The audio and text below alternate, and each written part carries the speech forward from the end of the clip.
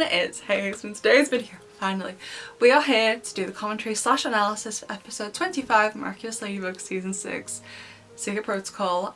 I think most of the season, apart from maybe Heart Fixer, this is one of the episodes I was the most excited for. I avoided all the episode spoilers from the weekend because I had to work, which is why this video is on Monday. So if you're wondering, Hayes, do you have to work next weekend or this weekend? Yes, so Monday, hopefully. Nemesis video. But oh my gosh, so heckin' good. I absolutely loved it. In my opinion, this episode is a 10 out of 10 episode. It had some really interesting tone shifts in it for me, where some of the time it was kind of happy, a little bit funny, but then there were like almost like horror type tone shifts that was communicated further than the dialogue with the music and the lighting. I thought it was great, and oftentimes I do have high expectations for Miraculous episodes, particularly with the way the people on the team for the show hype up the show.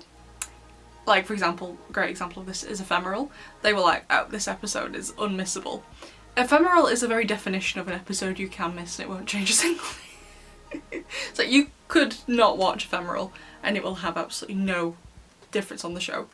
Like, it has no impact whatsoever. So I was just like, However, Secret Protocol was amazing. I'm not as excited for Nemesis. I hope it's still going to be good, but I wasn't excited for Nemesis as I was for Secret Protocol. It absolutely met my expectations. I think it was written extremely, extremely well. And one thing that I think worked really well was as well the opening, because I mentioned this in my, I think it was my Yaksai Gozen commentary. I don't know if there's an exact word for this, but Joe, in that scene where Lila goes over her plans, like, okay, here's what we're going to do. We're going to get Felix, we're going to take his amok, and then we're going to use that amok to control him, to betray Ladybug, to do whatever to Ladybug. That was the idea behind it. However, it didn't end up going to plan, because one, Felix had Kagami's amok, so not the right amok, but second of all, I already knew when I was watching that episode that it wasn't going to go to plan because they'd already told us the plan, so it wasn't going to happen. You know what I mean? Like, whenever you're watching a film or a TV show or you're reading a book and someone says, this is my evil plan, or even if it's a good plan, if they're a good person, but the moment you've told them, it's not going to happen. Because what's the point of having your viewer or your reader have to watch or read the same thing again when you've already explained it? You don't. So if you want the plan to go successfully, you don't say what the plan is before you start executing the plan. A great example of this is the entire Dungeon Crawler Carl series. I've read all of it. It's great. Don't read it if you're not over 18. But Carl often doesn't say what his plans are. He just says, oh well, you've got a plan, but he doesn't tell you what it is until the plan is in execution, until it's in motion. It's great. So Ladybug is like, okay, we've got all these plans in place, but she doesn't go over what any of them are, so they could still actually work during the episode. It was great. And I think it did a really good job of highlighting Marinette's paranoia, which I'm not going to make fun of. I think that I'm quite paranoid a lot of the time. I remember more sensitively today because I have the dentist later. Basically, I had to go for an emergency dental appointment. The time Senti Bubbler was coming out, it was then, because my brother had to record a video for me because I couldn't talk. I wasn't sure what was wrong, so I went and I was very worried, and I was like, look, the worst thing they can do is take out a tooth without any notice. Okay, that's the worst thing they can do. They'd be just like, yeah, we need to take that out today. So I got to the dentist, and guess what they needed to do? They needed to take out a tooth without any notice. So I was like, well, I've prepared for the worst but hope for the best, but I prepared for the worst anyway. This is the worst outcome. I guess I'm ready, let's do it, let's take it out. There was something wrong with it, I won't go into what it was. So I told my therapist after this happened, and she was like, and what did we learn from this? And I was like, that I'm correct. And she was like, no, and I was like, no, that was right. So I'm not going to make fun of her because, mainly more so with medical problems, I'm like this. Actually no, I'm like this at work. I remember, so I work in a bookshop and we have a lot of knife crime in the UK. So I just said to my manager when I was going through all the training at the start, and I was like thinking of worst case scenarios. I was like, what if, you know, I try and stop someone from stealing and they get out a knife, or they try to hurt me in some way, not necessarily with a knife, just they like try and punch me or whatever. And she was like, that's never going to happen. I'm like, but it might. She was like, well, yeah, I guess it might. And I was like, so what should I do? She was like, well, in the unlikely scenario, that would never happen, but just in case it does, just let him out of the book. It's not that big of a deal. I was like, oh, won't I get fired that I've let them steal? She's like, your life is worth far more than a book, just let them have it. And then she was like, no one has ever asked me that before, and I'm like, I need to know, what do I do? I'm a rather paranoid person, so I'm not going to make fun of Marinette, because if I was Ladybug, if anything, I think I'd probably be worse than her. So anyway, so then we get to after the title sequence, Marinette. She's sleeping on a snow globe? I don't know, I did get very confused at this opening scene. I was like, are the real ones inside the snow globe whilst you're sleeping? So they're not vulnerable while you're asleep, because anyone could come in and just nick them whilst you're sleeping or whatever. And the fake ones in the snow globe. But then I was also like, where on earth? Like, I'm not saying it's not a good idea or not a bad idea or whatever. Where on earth are you getting this technology from? First you have this baby monitor thing, okay, fair enough. But then you also have this snow globe with like a fingerprint on the bottom with a compartment inside, and then also Tiki's bed, which is adorable by the way. When did you get that put in? Where? How? Why did Max do this? I don't know, Max is just the only person I can think of who would be able to do something like this. I don't know. So then we get to the breakfast scene, and I love this scene because first of all, it's super cute between Sabine and Marinette, but also it's some really nice foreshadowing as well. And Sabine comes in and Marinette's like, oh, has Uncle Wang not called you yet? And she's like, no, he usually rings in the middle of the night because he gets unsure about the time zones and what time it is here. So first of all, echoes the end of Queen of the Dread Zone when Lila has arrived in Shanghai, but also references the ending where they're like, oh yeah, no, we worked this out now, Faye's like, we worked it out what time to call you, so we don't wake you up to wish you happy birthday. Loved it. So then Uncle Wang arrives, everything seems fine, everything seems normal, and then there is that immediate tone shift when Marinette's down in the oven about to take the cake out and the baby monitor goes off. So what first of all, love the tone shift. I thought it was great with the music, the lighting. I think it was done so well, showing Marinette's paranoia. I think it was great. What I think happened in this scene is that, so Sabine is alone in the kitchen. There is a drink for Uncle Wang, but Sabine is like, oh no, he hasn't drunk it yet. So I'm assuming he didn't even go in the room. I think Uncle Wang, not actual Uncle Wang, is in the bedroom, but there's a recording of him singing. So from the bedroom, Wang transformed Wang, who by the way I think is Lila, in a big disguise, because you can't akumatize yourself at the same time. Yeah, I'll go over that in a minute. But so she transforms dressed as Uncle Wang into Chrissy Pop, leaves via the window, goes upstairs or on the outside, enters Marinette's bedroom through the window, knocks the snow globe off, which makes the noise, which alerts the baby monitor, so Chrysalis doesn't get any further than opening the window, and then she goes back downstairs through the outside. So like Sabine would have seen Uncle Wang go upstairs. So I think the only option plausibly is that he'll have to go around the outside.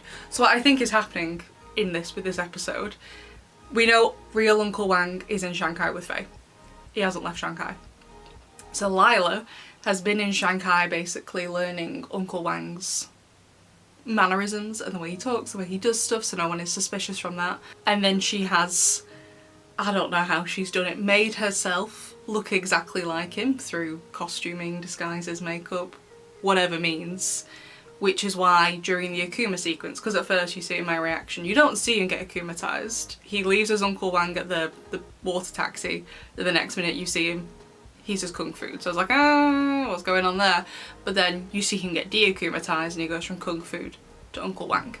So there is no way, as far as I'm aware, unless she's done something different with the akuma, there's no way that you can akumatize yourself simultaneously like that. You can akumatize yourself, get de-akumatized, and be re-akumatized immediately afterwards, but you can't akumatize yourself twice, you know, at the same time.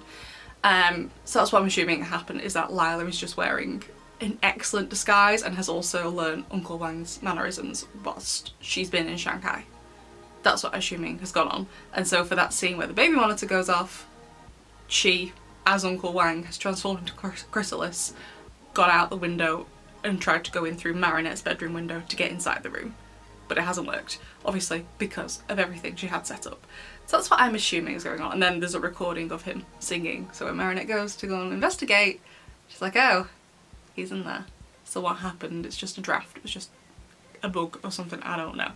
And then, oh my god, the earring scene. I absolutely loved how subtle this scene was, because it could be interpreted both ways. It could just be like, oh hi, I'm your uncle, or your great uncle, sorry, I absolutely love you, I haven't seen you in ages, please have this gift of earrings from me, I think they'll look beautiful on you, I love you very much, here's a gift from you, like Tiki was saying. But also it could be interpreted another way. That's why I really like this episode, because there could be several things going on in the scene and it's not confirmed to you until right at the end what was actually the truth, which is why I really, really like it. It was really, really clever. I absolutely loved it. And first of all, the earrings, I think they're gorgeous, I'd wear them.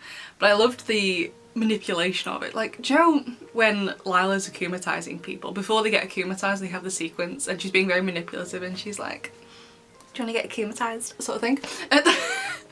That's kind of what Uncle Wang was doing. Like, there was one part where he was, I'll try and put a picture of it on the screen, where he was literally just like, the earrings look so beautiful on you, and like he just looks like Lila, like his eyes looked like, I don't know how to describe it, I don't know how to explain it, I'll just put it on the screen and hope you understand. That scene between them with the earrings was excellent. I love the manipulation, and like I said, I'm not going to make fun of Marinette's paranoia, because one, she was right, and two, I probably would have been worse, so. So then they go for the water taxi, although I'm absolutely baffled why Tom blindfolded Sabine. They're at the Francois Dupont stop, which is next door to Marinette's house. Like, the school is next door to her. That station is a station closer. So like, why have you blindfolded her to take her like across the road for a start? Then you unblindfold her. Surely you'd want to keep the blindfold on until you get to the final destination, right? To the location of the party, not just to the water taxi stop. You're only like a quarter of the way there, presumably. Like, also, did no one question why this man is leading his blindfolded wife around Paris? Everyone just walking past like, do I need to call the police or something? Anyway, so at that point Tom gives Uncle Wang the keys. Does he still have the keys? I mean, we didn't see him give them back, you know what I mean? And also, you know, as Chrissy Pop, Lila can just, you know, hop in through the window. She doesn't need the keys to access. Like, I don't know if Marinette's skylight ever gets locked. Like, Alia towards the end of the episode just jumped in. I don't know if she has a pair of keys for that, I don't know. But okay. So I don't know if that necessarily matters about the keys, but I get worried about these things. So then they all turn around to be like, what is going on? House demolishes itself. Uncle Wang is stood in the living room with his pizza sword. And so at this point of the episode I was like, did he de-akumatize himself and re-akumatize himself? Unsure, but I would assume Lila perhaps already prepared the akuma, like in Queen of the Dread Zone. We've seen Gaby Baby do that, like in Optigami. We know that's a thing that wasn't a surprise. And then we get to the akuma sequence. And I think actually it's probably one of my most favourite akuma sequences. All the fighting was amazing, particularly the scenes with Cat Noir fighting Uncle Wang. Those were excellent, especially the one where when his baton goes flying and it like launches itself into a wall. I'm not sure how it gets stuck in a wall. Like, what on earth is it made of? I don't know. And then as he goes to retrieve it, as Uncle Wang goes for him, that sequence there was amazing. And then I also loved Minotaurex's and Carapace's fight with him. It was only a very small fight, but I thought like the fight choreography, I suppose, was absolutely amazing. I thought it was so good. And also, before we go any further, the pineapple. Everyone was telling me it wasn't a pineapple, and it wasn't a pineapple all the way through, but there were pineapples involved, so I really need to get better at this, sticking to my guns. Like, I remember when the London special was coming out, I was certain that Spectral Looter and whatever the Time one was called, I was like, that's the same person. And most of you were like, no, that's two people. And I was like, yeah, you're right, it's two people. No, it wasn't, I was right, it was one person. I need to be more confident. Anyway, back to Cat Noir. Loved the desperation for his girlfriend or whatever. They didn't even really talk, but I was just like, loved it, amazing, oh my god. Obviously Alia has no clue why he's being like this, but was so good. However, one thing I'm a little unsure of, and I don't think this is a criticism necessarily, I just want to know your opinion, is why was Wang still chasing Ladybug? Obviously it was an illusion. However, he had what he thought, or rather she had, because I'm pretty sure it was Lila. She had the Ladybug earrings, or what she thought were the Ladybug earrings, and she also thinks Marinette is Ladybug. So surely she must have worked out that the Ladybug I'm chasing is not the real Ladybug. It's an illusion or a senti monster. Those would be the two things I would jump to if I was Lila. Was she kind of thinking like, okay, now I do have the Miraculous, but the fight's not over. I have to try and seem to be trying to go for Ladybug because she's still there. It's going to look very suspicious if all of a sudden I stop running because I'm like, oh, I've got the Miraculous, that's not the real Ladybug. So was he trying to like do some like reverse psychology on them? That's the only thing I can think of. And also I want to ask, so obviously the illusion Ladybug was doing the same thing as Renabug was doing, which is fine. But like, did at no point no one see Renabug? I suppose it doesn't technically matter if members of the public saw her, as long as Kung Fu didn't see it, as well as the other heroes didn't see it. Like, imagine if Cat Noir was like, there's a Ladybug there, but then there's Ali with also the Ladybug mark.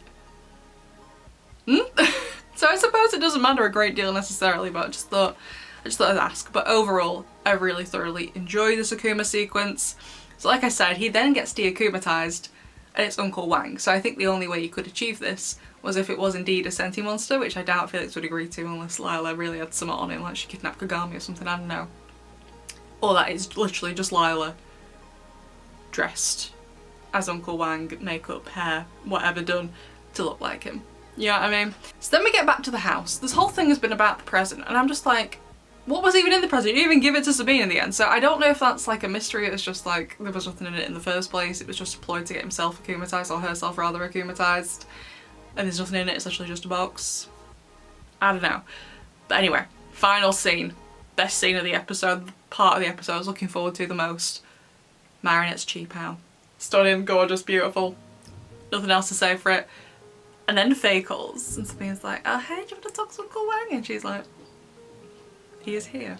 What are you on about? And then Tom and Sabine and Marinette's faces all just filled with dread. Again, the music, the lighting. I love the tone shifts in this episode. Truly, like, it had parts of like a horror film in it. It was amazing. But then Marinette is like, you two stay here, when she puts her earrings back in. And they do as she says. And I'm like, I'm sorry. Why are you letting your 14-year-old daughter go and investigate this? For all you know, you have a home invader, okay? You have a home invader. It could be anyone. This could be an extremely violent criminal who was dressed up as your relative, and you are letting your 14-year-old daughter investigate first. I understand you're scared too, but why aren't we maybe saying, oh, let's call the police? Not like, yeah, sure, you go. We'll stay here. I was just like, I know she's Ladybug, but at that point they didn't know she was Ladybug. I don't know, so I'm assuming the way Uncle Wang left, because it literally seems they get back, Marinette goes upstairs to get changed, Uncle Wang, while she's doing that, goes in his room, and then in that point he leaves, either because he's like, well, I've got the Ladybug earrings, I can go now, or he's like, well, there's nothing left to get here, it's time for me to go. So she transforms into Chrysalis, leaves out the window, I would assume. And then so Marinette's upstairs getting changed, it wouldn't take her very long, I assume. She comes back down, there's a call, Uncle Wang's already gone by this point. So that's why I'm assuming what happened, but then, oh my god, the reveal. I was pretty certain it was going to happen, I was pretty certain. Especially since we had that screenshot of Marinette with Tiki. Who released that? I think it was from the Tofu conference, if I remember correctly. I always forget where I get spoilers from unless it's the official channel, terrible. And I'm like, where did I get that from? I'm pretty sure it was the Tofu conference. So there's that screenshot of Marinette with Tiki, and I was like, it's gonna happen, it has to happen. And it was so good, so good. I also, before I sat down to film, I reread I think it was a season 7 synopsis, and it talks about new allies who are there for her more than ever, they can communicate more clearly. Pretty sure that's indicating her parents. And I am so excited to see how things are going to change, because Tom and Sabine, for the most part, very protective over Marinette, they love her dearly, for example, liking werepappers. Also, they got to keep this a secret. It's just going to be amazing. I can't wait to see how the dynamic is going to change, but how much more Marinette is going to be able to be cared for on another level because of what she's going through. Like, is she going to tell them about Gabriel? I don't know. I kind of feel like she's not going to, personally, but I could be wrong. And also Tiki can be loving everything, because she's going to have unlimited sweet treats. It's going to be amazing. I thought it was an epic end to the episode. I thought it was just honestly flawless from start to finish. I saw a lot of people saying in like DMs and comments to me that a lot of people have recency bias, but maybe it's because I've had to wait 2 days longer than everyone else. I thought it was great with all the different tone shifts, and the tone shifts never felt out of place, like they were overdoing it too much. I just thought it was the right amount. I love the subtlety of all the different scenes, particularly that scene with the earrings with Uncle Wang downstairs in the bakery, and how it could be, well, it could just be your uncle loves you, has brought you a nice pair of earrings, or this could be Lila. I thought it was done amazingly, but of course that's just my opinion. Please feel free to disagree. So overall I would give it a 10 out of 10. And I'm going to give the MVP not to Marinette but to Alia actually. This episode would have completely fallen flat on its face with the plan if Alia hadn't been her amazing self. So MVP absolutely has to go to Alia. So that's what I thought of the episode. I'd love to know what the rest of you think of the episode. As always, if you want to leave me a long comment, please break it up into paragraphs. So the structure of videos for this week. So today, Monday, commentary video. Tomorrow, Tuesday, will be the reaction video for Secret Protocol.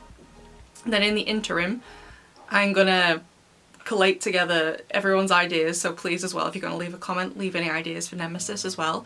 Go through which screenshots I have that were from this episode and which ones were not. And on Thursday we will do a big Nemesis theory video. As you may have guessed, I said at the start of the video, I do have to work again this weekend, so I will be dodging spoilers all weekend, so probably won't be replying to many comments over the weekend, or any actually, because I won't be looking at them, and then Monday I will react and do the commentary for Nemesis. Whew. So I'm sorry you have to wait, but I'm also very grateful that you will wait for me to upload videos so I don't feel paranoid that I have to get out in a certain amount of time in order to get views. I am very, very grateful for that. But anyway, besties, that is just what I thought about Secret Protocol. If you also loved it, I'd love to hear from you. If you're kind of lukewarm to it, I'd love to hear from you. If you hated its guts, I'd also love to hear from you. Anyway, that is everything I have to say about this episode. I love to know what you all think, and I will see you in the next one. Bye!